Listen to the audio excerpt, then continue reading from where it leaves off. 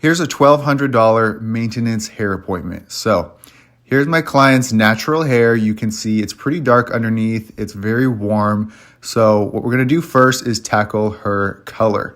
So I am gonna be doing a very heavy but very fine full highlight using Wella Blonder Plex Lightener with 10 volume developer.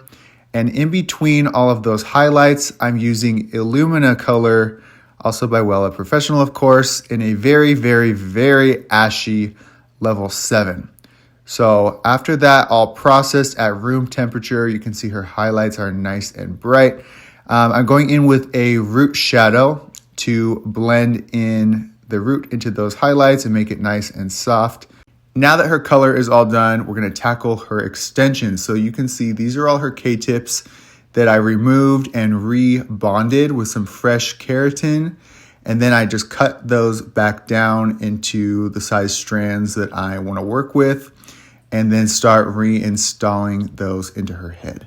I start by filling in the sides of her hair, and then I will work my way to the back.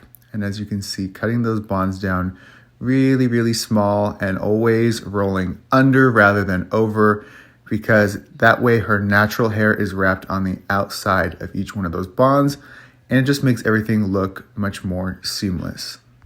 I will adjust the size of the bonds depending on the area of the head that I'm working on. So generally the ones on more fine parts of the hair are smaller, and in more thick, dense areas of the hair, like in the back of the head, I might do them a little bit larger. But this is why I love doing K-tips, because they're so customizable.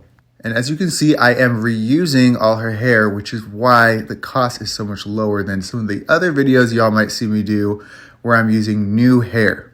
Generally, my clients will use the same hair for about a year. The ones who don't heat style or anything will push it up to 2 years. I also custom colored all of this hair back when I first initially installed it about 6 months ago.